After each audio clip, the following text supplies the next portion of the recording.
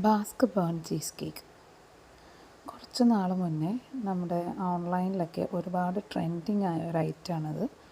പക്ഷേ എനിക്കിപ്പോഴാണ് ട്രൈ ചെയ്യാൻ പറ്റിയത്. ഇതിന് സാൻ സെബാസ്റ്റ്യൻ ചീസ് കേക്ക് എന്നും കൂടെ ചിലർ പറയാറുണ്ട്. വേറൊന്നും കൊണ്ടല്ല, ഇത് സ്പെയിനിൽ സാൻ സെബാസ്റ്റ്യൻ എന്ന് പറയുന്ന ഒരു സിറ്റിയിലാണ് ഇതിൻ്റെ ഒറിജിൻ. അതൊരു സാന്റിയാഗോ റിവേറ എന്ന് പറഞ്ഞൊരു പുള്ളിക്കാരൻ, ആൾ ബാസ്ക് കൺട്രി എന്നുള്ള സ്റ്റേറ്റിലായിരുന്നു. അതുകൊണ്ട് തന്നെയാണ് ഇതിന് ബാസ്ക് ബേൺ ചീസ് കേക്ക് അല്ലെങ്കിൽ ബാസ്ക് ചീസ് കേക്ക് എന്നൊക്കെ വിളിക്കുന്നത്. ഈ സംഭവം നടക്കുന്നത് 1988 കേട്ടോ. അപ്പോൾ അത്രയും വർഷം കഴിഞ്ഞിട്ടാണ് ഇത്രയും പോപ്പുലർ ആയത് ഈ ഒരു ഐറ്റം.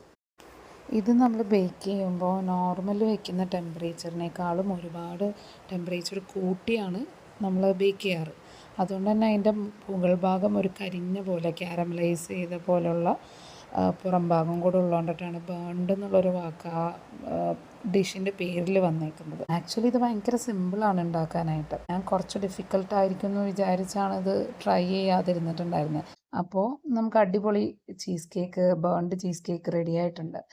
ആർക്കെങ്കിലും ഇപ്പോൾ ഇതിൻ്റെ ഇൻഗ്രീഡിയൻസിൻ്റെ ഡീറ്റെയിൽസോ അല്ലെങ്കിൽ റെസിപ്പി ഫുള്ളായിട്ട് വേണമെങ്കിൽ ജസ്റ്റ് ഒന്ന് മെസ്സേജ് ചെയ്താൽ മതി. ഞാൻ ഇൻഡിവിജ്വൽ അയച്ചു തരാം കേട്ടോ.